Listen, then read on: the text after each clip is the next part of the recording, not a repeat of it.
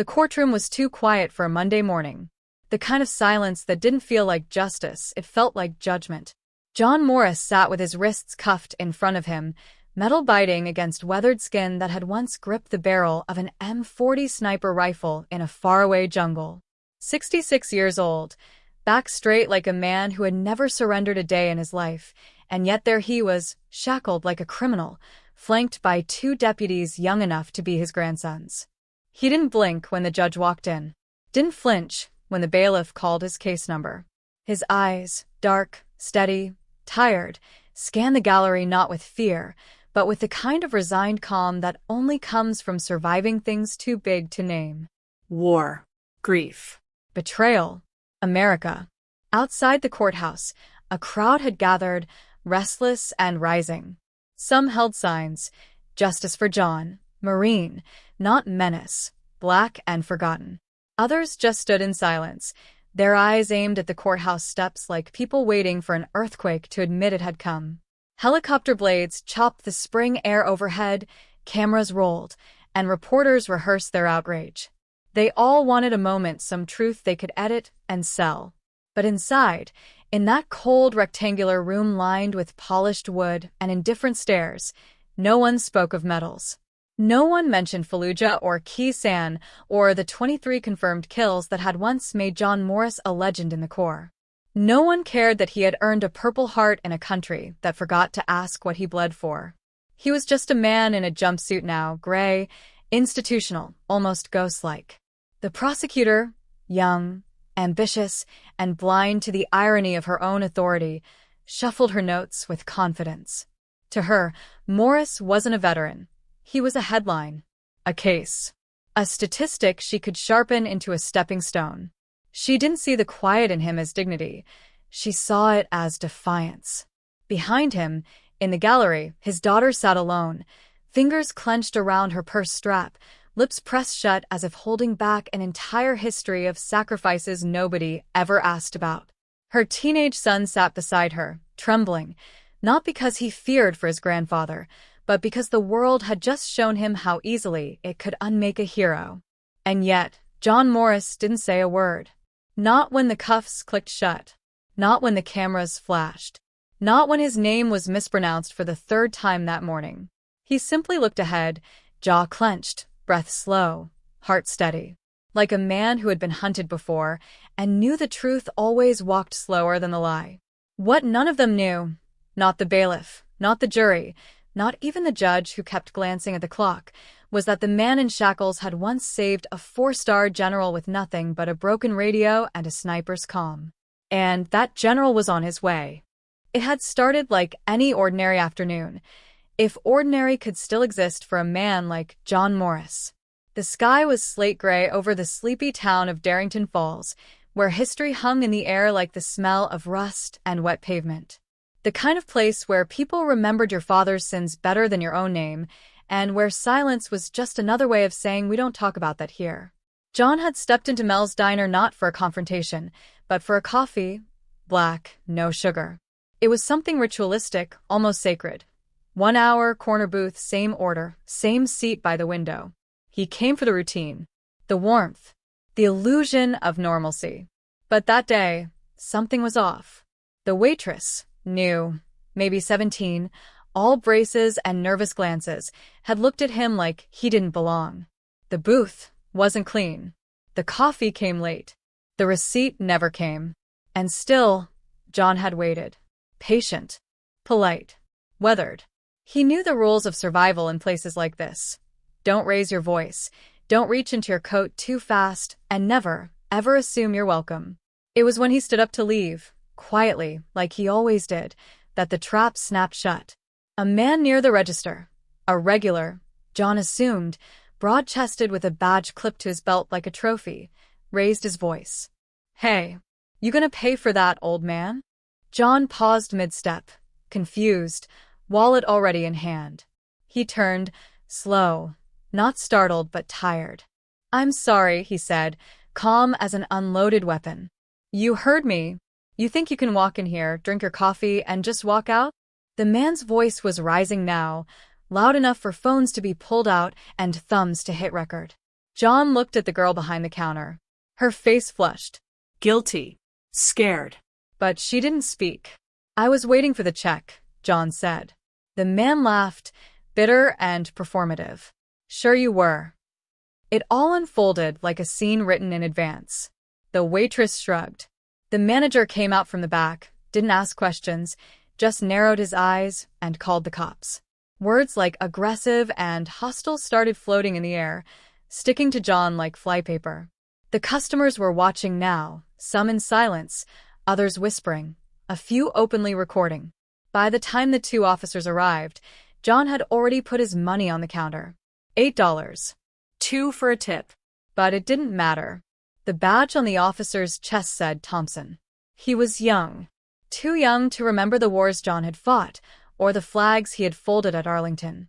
He looked at the scene like it was already decided. Sir, I'm going to need you to step outside. Am I being charged with something? John asked. You fit a description, came the vague reply. What description? But Thompson didn't answer. His hand was already on his cuffs. And John, the Marine who had once crawled through enemy lines with broken ribs and a radio part taped to his chest, didn't fight. He didn't raise his voice. He didn't plead. He let the cuffs close around his wrists, the cold metal clicking into place with the indifference of history repeating itself. As they walked him out of the diner, someone spat near his boots. Another muttered, should have known. And John Morris, proud son of a segregated Mississippi, knew exactly what that meant. This wasn't about coffee.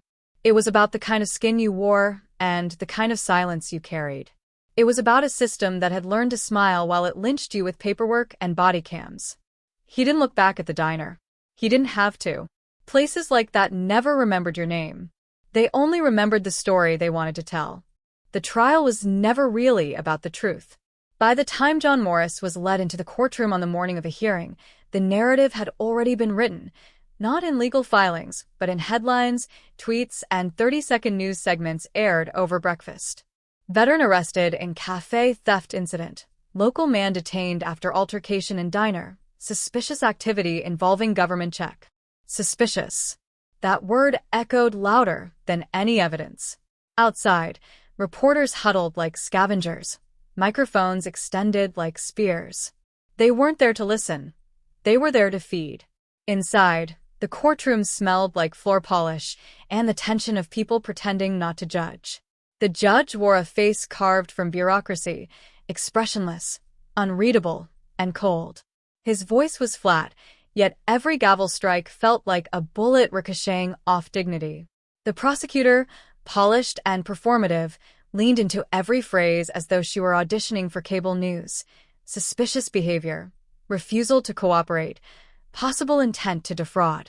The words danced across the room like venom in a chamber without antidotes. They spoke of a check.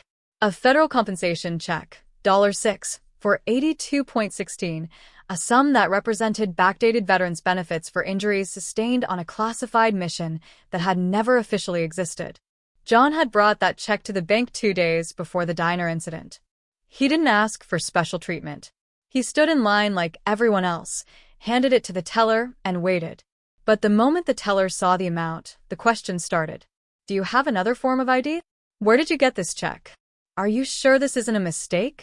She didn't ask these things when the man in front of him cashed a business check for 4 times the amount. But John knew better than to argue. He had seen this kind of suspicion before, on foreign soil, through sniper scopes, in the eyes of men who never believed he belonged. And now, in this courtroom, that suspicion had been weaponized. His defense attorney, a public defender 2 years out of law school, fumbled through notes and procedural objections that never landed. The evidence was thin, almost laughable. No theft, no physical threat, no resistance to arrest. And yet the charge they had settled on was attempted fraud through misrepresentation of identity. Not for the diner, not for the coffee, but for the check. That check, earned in silence, delivered late, and doubted on sight, had become their smoking gun. And the media? They devoured it. Spliced together surveillance footage, looped his arrest frame by frame, each clip stripped of context and repackaged with a smirk. No one mentioned that the check had been verified. No one mentioned that John had served 31 years and retired with honors. No one cared that the altercation was nothing more than a misunderstanding rooted in fear and prejudice. What they did care about was narrative. An aging black man, government money, a diner incident, an arrest. It all fit too neatly into a box they could sell. And yet through it all, John never broke. He sat in that chair like it was a foxhole. Silent. Steady. Unmoved. He didn't raise his voice when the prosecutor twisted the facts. He didn't flinch when the gallery murmured, or when a man from the local paper rolled his eyes mid-argument. He didn't even look at the cameras, because he knew what they couldn't see. This wasn't his first ambush. This wasn't the first time someone tried to erase his name before learning how he earned it. And somewhere, beneath the cold theater of it all, a quiet current had begun to stir. A retired judge 2 rows back lowered his glasses and took notes, his brow furrowed not in judgment, but in recognition. A former sergeant major in a VA jacket stood in the hallway, waiting to speak to anyone who would listen. The town's silence had a crack in it now, small, but growing. The system was trying to bury a man. But sometimes the ground pushes back. Lies, when whispered through the right corridors, gain armor.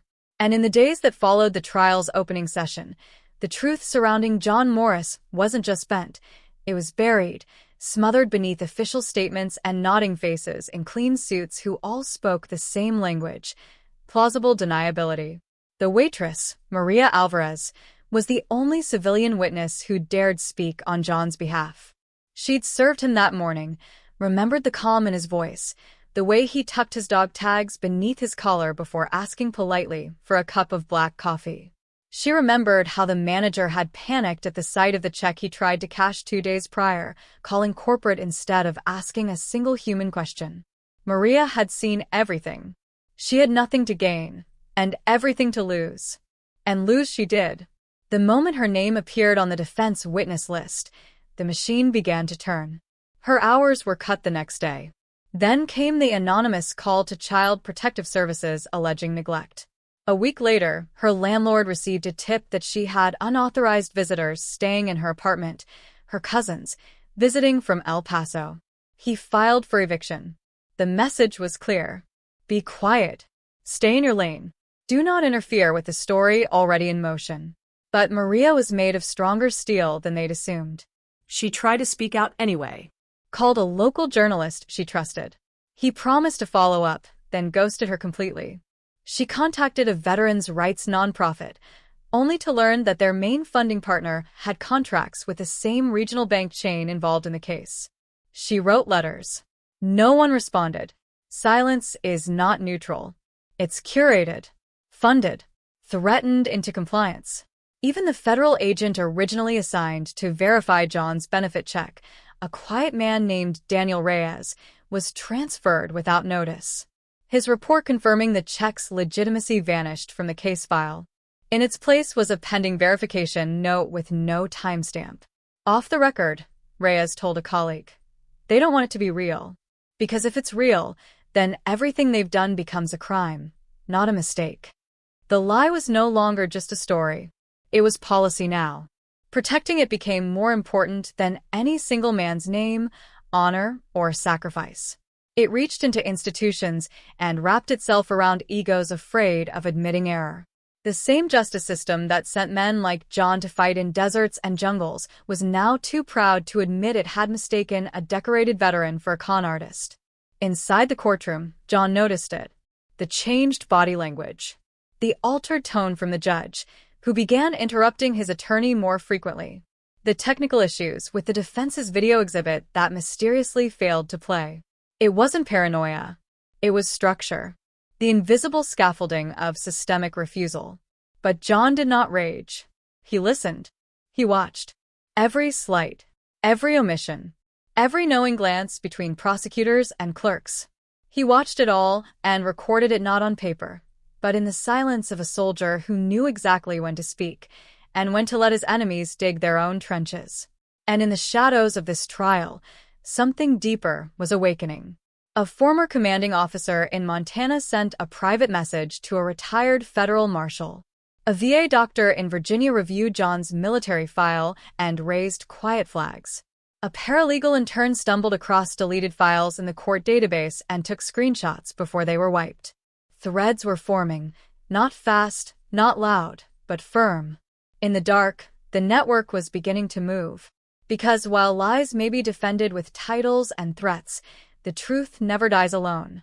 It waits, and it remembers the names of the people who tried to kill it.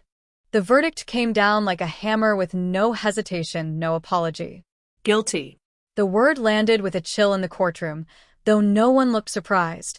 Not the judge, not the jury foreman who couldn't meet John's eyes, not even the young prosecutor who quickly glanced at her watch as if the whole affair had taken longer than necessary. The sentence followed swiftly: 18 months in a federal facility for attempted fraud against the government. There was a moment, quiet and flickering, when it seemed even time held its breath. John didn't move. He didn't look to his lawyer, didn't shift in his chair, didn't blink more than necessary. The stoicism that had carried him through foreign jungles and midnight missions settled into his bones once more. His silence wasn't defeat, it was discipline. But beneath that stillness was a grief far deeper than handcuffs or cold bars could ever hold. This wasn't just about a sentence. It was about being forgotten correctly, reduced, boxed in, reshaped into a version the system could safely file away. A veteran turned suspect. A loyal citizen turned burden. They weren't punishing a crime. They were punishing the reminder of a debt they never intended to honor. The prison intake process was as hollow as the justice that led to it. Fingerprints, forms, a delousing shower, and a uniform 2 sizes too big. They stripped him of his name, replacing it with a number, as if that could erase the ribbons he'd earned or the scars they could never see. They shaved his hair and tried to clip his dignity, but they underestimated the weight of history in his eyes. The walls of the facility were beige and peeling, the air stale with resignation. Guards barked without urgency. Prisoners moved like ghosts. It was not a place for justice. It was a storage unit for those the system had no use for. And yet, even in that hollow place, John carried himself differently.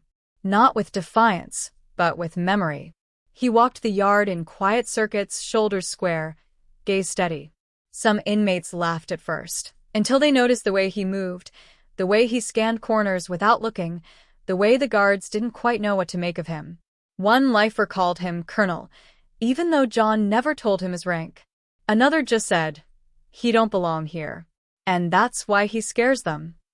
Because John's presence wasn't loud, but it was undeniable. He didn't fight. He didn't beg. He read. He wrote. He waited. And in his waiting, he became a myth. Inmates started approaching him quietly with questions they couldn't ask anyone else. A younger man, shaking with withdrawal, found his way to John's bunk one night and simply asked, "How do you breathe in here?" John didn't speak. He just sat next to him until morning. Even behind concrete and steel, the strength of a man like John couldn't be caged. It seeped through cracks and settled in the hearts of those who'd been abandoned by the same system that abandoned him. And beyond those walls, others were watching. The former federal marshal in Arizona had begun digging. A retired VA official leaked internal memos. A small group of investigative veterans launched a private review of the court's sealed documents. John never knew, but his silence was a signal, and those who understood it had begun to answer. But inside, time moved slow and heavy. There were nights when John lay awake listening to the wind press against the high fences, wondering if America had truly forgotten what it asked of its soldiers. Wondering if honor was still something real, or just a word written on granite walls no one visited anymore. Still, he waited. Not for mercy, not for rescue, but for the truth to rise. Not like a shout, but like the quiet steps of justice finally coming home. Because even when wrongly imprisoned, John Morris was never the inmate. He was the witness. And his story was not over. It began with a question, a quiet one, typed into a late-night email by a young journalist who couldn't sleep. Rachel Lynn, 28, idealistic and painfully persistent, had been covering human interest stories no one read until a former mentor forwarded her a name, John Morris. No context, just a name and a subject line that read, "Dig deeper." She started with the court transcripts. They were too clean, too quick. The prosecution's case was strangely light on evidence, but heavy on character assassination. There were sealed testimonies, omitted service records, and odd silences in the trial footage, like moments had been carved out and neatly discarded. She followed the trail to the VA, then the Department of Defense, and finally the National Archives, where she was told certain files had been classified out of precaution. Precaution for what? No one would say. But Rachel had a theory. Someone powerful didn't want this man's full story to surface. At the same time, on a different coast, a retired four-star general named Henry Whitlock stood alone before a war memorial in Virginia, tracing names he hadn't spoken aloud in years. He'd heard the whispers through an old intelligence contact, a decorated operator sentenced for fraud, something about a misread check. But when he heard the name Morris, the air left his lungs. John hadn't just served. He'd saved lives. Had saved his life, once, in a jungle where the rain never stopped falling and the enemy wasn't the only thing trying to kill them. John Morris had carried wounded men through fire. He'd refused medals, refused parades, and disappeared into civilian life like a soldier taught only one direction, forward. And now they had shackled him in silence. Whitlock was many things, a strategist, a diplomat, a warrior, but above all, he was a man who kept his debts. And this one burned like a wound that never healed. Rachel found him 3 days later, after her emails bounced off the Pentagon's walls like marbles in a mausoleum. She showed up at his gate with a voice recorder and a backpack full of sealed contradictions. He didn't let her finish, just said, "You're late." Together, they formed a fire the system couldn't contain. Whitlock leveraged favors that weren't supposed to be used. A phone call here, a threat of declassification there.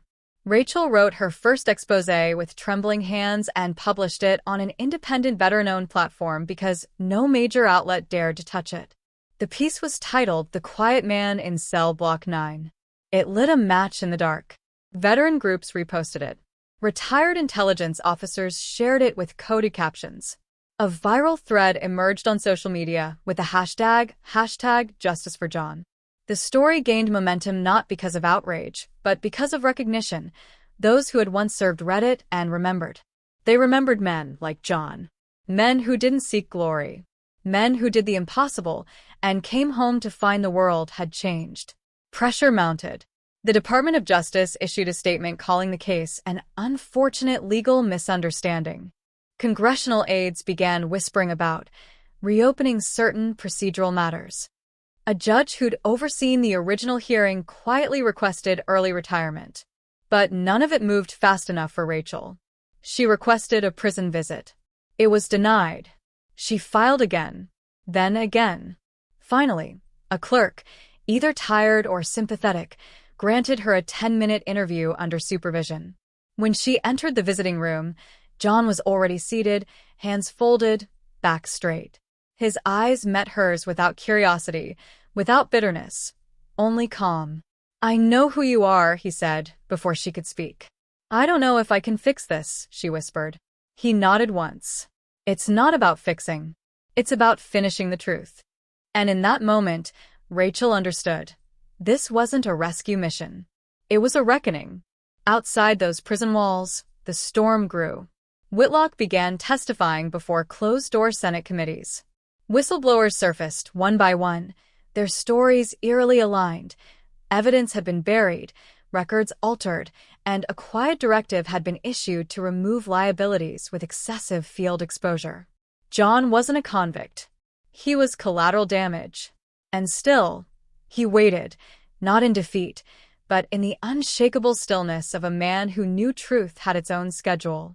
Inside the walls, the guards had stopped barking at him. Inmates nodded with respect. Even the warden began avoiding his gaze. Something had shifted, not in volume, but in gravity. Because when truth rises, it doesn't scream. It weighs. It tilts the world back into place, one soul at a time. At first, it was a low rumble, an uneasy shift beneath the surface of public discourse. A few skeptical voices in veteran forums, a retired judge's cryptic post, a growing thread of comments that read not like outrage, but like awakening. Something's off. He was one of the good ones. I remember Morris in '03. Saved a whole unit in Mosul. Then came the documentary clip, just 60 seconds, leaked from Internal Department of Defense archives. Grainy, raw footage. No commentary. Just John Morris, mid-evac, hauling a wounded Marine across a scorched village courtyard, bullets stitching dust at his heels. His face grim, jaw locked, eyes scanning for the next threat. No hesitation. No theatrics. Just a man doing what the country had once begged of him. It went viral. Within hours, the media flipped. Networks that had once parroted the prosecution's cold, sanitized story now scrambled to issue retractions. New evidence emerges in Morris' case, read one Sharon. National hero or legal misfire? Asked another. But the public already knew. The story had cracked open, and truth, once caged, now flooded like daylight through a long-shuttered window. Rachel Lynn's second exposé landed like a lightning strike. It laid everything bare: internal memos, redacted VA reports, back-channel correspondences, the shredded paper trail of a man quietly removed because he remembered too much and asked too little. The headline was simple, he served. We failed. Veterans rallied. Marches formed, not with chants, but with silence. Hundreds of men and women in worn uniforms, medals pinned crookedly over everyday jackets, stood shoulder to shoulder outside federal courthouses holding handmade signs that read, "Bring him home," and "Honor is not a crime." A televised panel debate on primetime turned into a live apology when a former federal prosecutor, voice shaking, admitted, "We didn't investigate. We obeyed. And that's on us." The president, previously silent, released a statement within 24 hours. It was cautious, too polished, but one phrase cut through the varnish. A full federal review of the Morris case has been ordered, effective immediately. The review didn't take long. Once unsealed, the files read like a confession. The false flag on the check. The mislabeling of service records. The disqualification of defense witnesses under national security pretenses. A web of bureaucracy spun not from conspiracy, but from cowardice, an institutional reflex to bury what could not be easily explained. And then, at last, came the hearing, held not in secrecy, but in public. John Morris, thinner now, gray-templed and steady, stood at the center of the federal courtroom in a suit that didn't quite fit. He didn't smile when the exoneration was read. He didn't cry. He simply nodded once, as if he'd known all along that this moment would arrive, not as vindication, but as inevitability. The judge who read the statement was new, young, untainted by the trial before. Her voice trembled slightly as she said the words that echoed across every screen in the country. "Mr. Morris, this court recognizes your innocence, and on behalf of this institution, we acknowledge the harm done. You are hereby cleared of all charges and your name fully restored."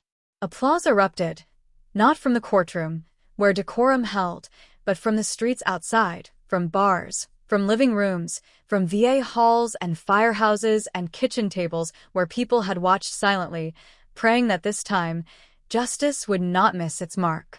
Cameras flashed. Reporters surged.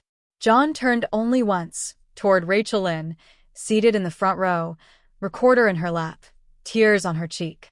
He gave a faint nod, not of gratitude, but of recognition. A quiet salute between two people who had chosen the long road over the easy silence.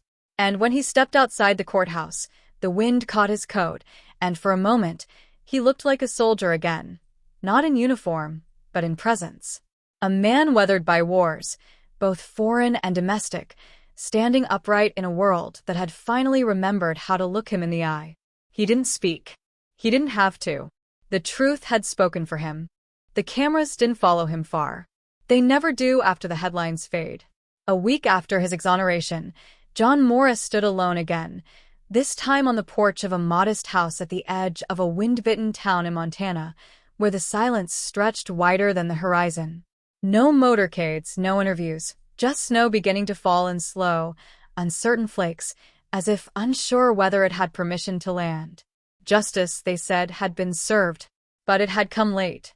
Too late for the years stolen behind steel doors, too late for the friends who had passed believing he was guilty, too late for the mother who died with his name sullied in the public eye. Justice, yes, but not without a cost. He looked at the folded flag on his kitchen table. Not the one the state gave him, but the one a brother-in-arms had mailed quietly years ago, with a note that simply said, "I never doubted." They had buried him in shadows, and now they tried to resurrect him in the light, but something had shifted within. His voice, once deep and commanding, now came only when necessary. His gait, still strong, carried a weight unmeasured by time. You could see it in his eyes, clarity, not peace. A clarity that came from knowing the country he had once bled for had needed reminding of its own conscience. Rachel visited him once after the trial. She found him chopping wood, sleeves rolled, face unreadable. She brought him a copy of her book. The cover showed no image, just the title, The Man They Tried to Forget. He looked at it, thumbed the spine, and said nothing for a long time. Then, "Thank you for being loud when I couldn't be." She nodded. "Do you regret staying silent?" He paused, then exhaled through his nose. "Regret isn't the word. I chose the silence. What I didn't choose was how long it lasted. And that was the truth of it." His silence had once been a form of discipline, of dignity, a soldier's code. But silence, when left too long, becomes permission for others to rewrite your story. And by the time truth returns, it doesn't heal, it haunts. The town began to shift around him. Slowly. The bank manager, who once denied his deposit, left a pie on his doorstep. The sheriff who ignored his calls now tipped his hat in long, lingering apologies. But John never responded with bitterness. He didn't need to. That was their weight to carry. He returned to his routines. Mornings with the dog that had waited years for him. Letters from former teammates who wrote things they hadn't dared say in combat. Children in the neighborhood who, not knowing his story, simply called him Mr. John and asked him to fix their bikes. But he never returned to who he was before. That man, the invisible patriot, the silent operator, the one who did right and expected nothing, had been buried in a courtroom, and though his name lived again, something quieter had died. At night, he'd sit by the fireplace, journal open, writing not for publication but for memory, because some truths weren't for the public. They were for the soul. He wrote names, places, orders he'd followed, orders he'd disobeyed, the day they left him behind, the day the world remembered. And every so often, he'd pause, pen hovering above paper, and whisper to the room, "They only saw me when I was in chains." He never said it with anger, only with a kind of sad understanding, as if he'd finally made peace with the reality that justice, in this world, was not a moment. It was a long, weary march through misunderstanding, through silence, through fire. And if you listened closely, you could hear it in the crackle of the flame. Not triumph, but survival.